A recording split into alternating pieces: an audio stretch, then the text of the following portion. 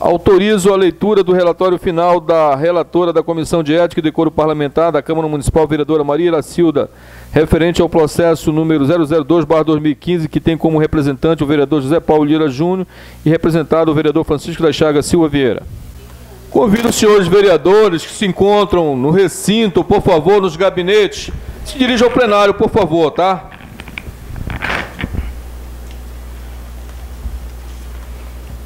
Bom dia, senhor presidente, membros da mesa, senhores vereadores, plateia, bom dia. Relatório final da Comissão de Ética e Decoro Parlamentar. Processo número 002/2015, representante José Paulo de Lira Júnior e representado Francisco Chagas da Silva Vieira. Relatório. No dia 28 de abril de 2016, esta relatora recebeu o processo número 02/2015 da Comissão de Ética e Decoro Parlamentar com a finalidade de proferir o relatório final. Em 7 de outubro de 2015, foi protocolada a representação de folha 01/2016 dos autos proposta pelo vereador José Paulo de Lira Júnior, representante, contra o vereador Francisco Chagas Silva Vieira, por ter este perturbado a ordem das sessões ou das reuniões da Câmara. Por fim, o vereador representante solicitou que fosse aplicada a censura escrita ao novo vereador representado. Em 21 de outubro de 2015, o representado foi notificado para apresentar sua defesa prévia por escrito no prazo de 10 dias.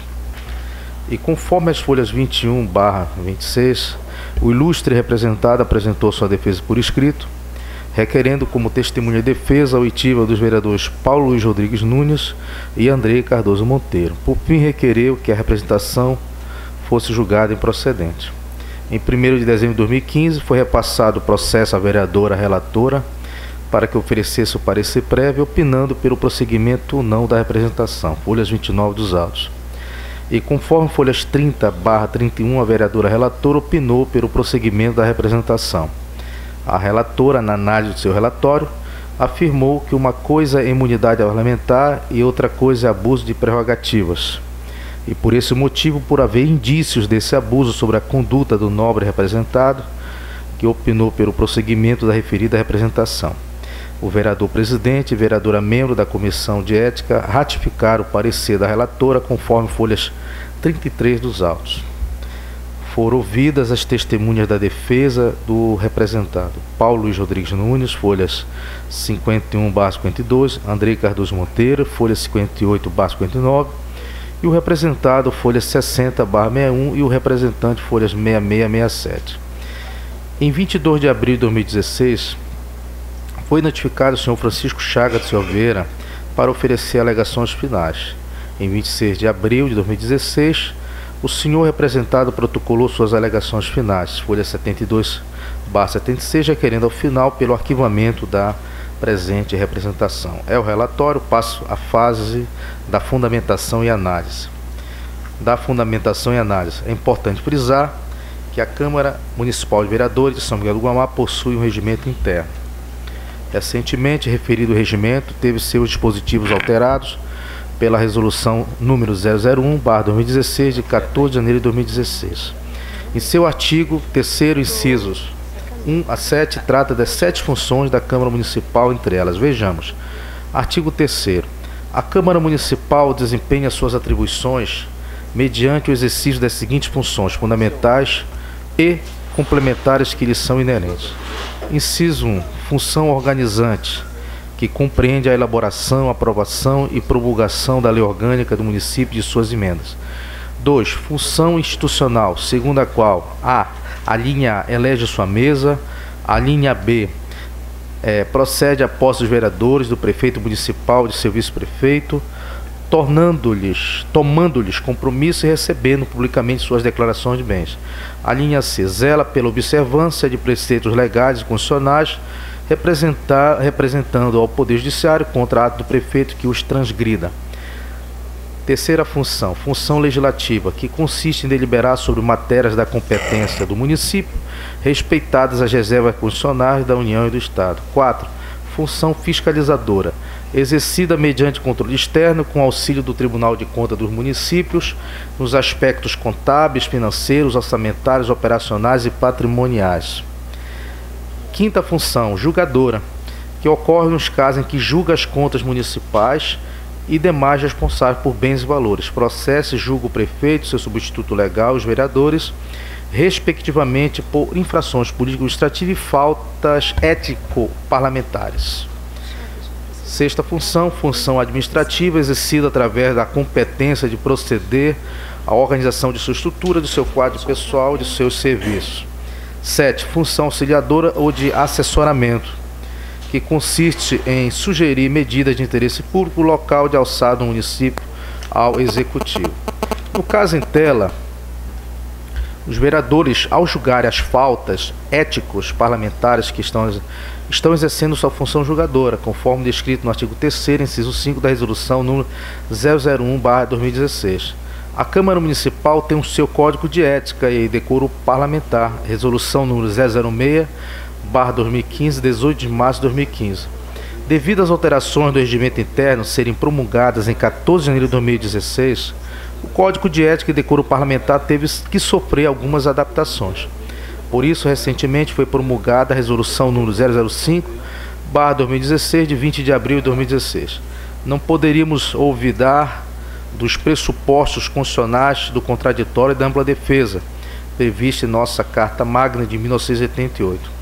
O contraditório e a ampla defesa em nosso ordenamento jurídico trata-se de uma cláusula pétrea, disposta no artigo 5º, inciso 55 da Constituição Federal de 88, que nos diz, artigo 5º, todos são iguais perante a lei, sem distinção de qualquer natureza, garantindo-se aos brasileiros e aos estrangeiros residentes no país a inviolabilidade do direito à vida, à liberdade, à igualdade, à segurança e à propriedade nos termos seguintes. Artigo 55. Aos litigantes em processo judicial administrativo e aos acusados em geral são assegurados o contraditório e a ampla defesa com os meios e recursos a ela inerentes. A ilustre jurista Maria Silvia Zanella de Pietro esclarece em breves linhas sobre tais princípios, mostrando que o princípio do contraditório, que é inerente ao direito de defesa, é decorrente da bilateralidade do processo. Quando uma das partes alega alguma coisa, há de ser ouvida também a outra, dando-se-lhe oportunidade de resposta. Ele supõe o conhecimento dos atos processuais pelo acusado e seu direito de resposta ou de reação. Exige 1. Notificação dos atos processuais à parte processada. 2. A possibilidade de exame das provas constantes do processo. 3. Direito de assistir à inquirição de testemunhas. 4. Direito de apresentar a defesa escrita. Todas essas fases do processo, notificação dos atos processuais, oitiva das testemunhas, oitiva do representado e o direito de apresentar a defesa escrita prévia a alegações finais, foram dadas ao nobre representado. Por este motivo, foi obedecido os ditames constitucionais previstos no artigo 5º, inciso 55 da Constituição Federal e artigo 13 do Código de Ética e Decoro Parlamentar. No mérito da questão, nas alegações finais apresentadas pelo senhor representado, este negou que houve quebra de decoro parlamentar, corroborados pelos depoimentos das testemunhas de defesa, vereadores Paulo Luiz Rodrigues Nunes e Andrei Cardoso Monteiro. Continua o representado em suas alegações quanto ao fato de uma surpreendente retratação pelo representado indagado pela senhora vereadora relatora dessa comissão, o mesmo de prontidão respondeu que sim, demonstrando não ter seu imaculado coração o ressentimento de ódio. Em suma, alegou ainda o representado na parte fine de suas alegações que seja sepultada a presente representação por se tratar de uma decisão que contenha todos os requisitos da mais alta justiça. Quanto ao depoimento do senhor representante, vereador José Paulo Lira Júnior, as folhas 66, este ratificou a sua representação de folhas 1/16, alegando que houve quebra de decoro parlamentar em relação ao vereador vereador representado. Compulsando os autos minuciosamente, é importante observar que no dia do fato, naquele momento, houve uma discussão generalizada e a sessão foi suspensa por 10 minutos. Porém, o nobre vereador, ora representado, ainda continuava com sua fala, perturbando a ordem da reunião do plenário e desacatando moralmente o vereador nas dependências da Câmara. É importante lembrar que a Câmara Municipal possui um código de ética e decoro parlamentar. O que seria a ética e o decoro parlamentar? A ética é o conjunto de regras e preceitos de ordem valorativa e moral de um indivíduo, de um grupo social ou de uma sociedade. E o decoro parlamentar é a conduta individual exemplar que se espera ser adotada pelos políticos, representantes eleitos de sua sociedade. O parlamentar não pode sair xingando, perturbando a ordem das sessões, ou muito menos cuspindo em seu colega parlamentar, fato este lamentável noticiado na mídia. O vereador, como representante do povo, deve ter uma conduta exemplar perante os colegas e a sociedade. E essas regras e preceitos de ordem valorativa contidos na ética têm como premissa o respeito e a honra que o parlamentar deve ter e acompanhá-lo. No momento em que este parlamentar perturba a ordem das sessões, desacata qualquer vereador, está cometendo atos contrários à ética e ao decoro parlamentar. É importante lembrar que o artigo 18 da Lei Orgânica do Município de São Miguel do Amar dispõe o seguinte: artigo 18. Os vereadores na circunscrição do município são invioláveis por suas opiniões, palavras e votos, aplicando-se-lhe as regras da Constituição do Estado sobre inviolabilidade e imunidade dos deputados, exercendo a Câmara Municipal, neste caso, as competências atribuídas à Assembleia Legislativa. Porém, uma coisa é imunidade parlamentar e outra é abuso de prerrogativas. O vereador pode falar do governo federal, estado e municipal, pode falar do Congresso Nacional, da Assembleia Legislativa e da Câmara Municipal, sem atingir a honra objetiva e subjetiva de ninguém. Porém, no momento em que desacatar moralmente um parlamentar, e o caso for pessoal, está configurado abuso de prerrogativa, sujeitando-se ao Código de Ética e Decoro Parlamentar.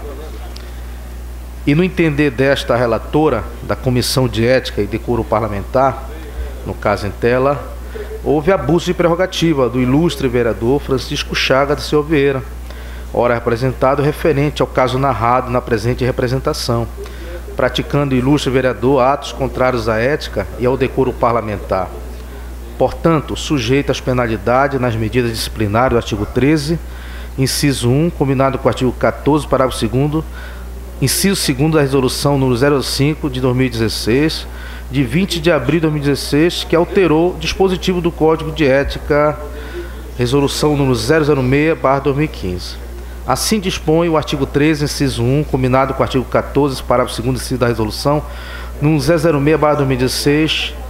Vejamos, artigo 13. O vereador que infringir as normas contidas no regimento interno e neste Código, respeitado o direito da ampla defesa, sujeita-se-á a, inciso 1, a censura.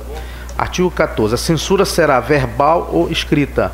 Parágrafo 2º. A censura escrita será imposta pela mesa, se outra combinação mais grave não couber ao vereador que, inciso 2, praticar ofensas físicas ou morais no edifício da Câmara ou desacatar por atos ou palavras outro parlamentar, a mesa ou comissão ou os respectivos presidentes.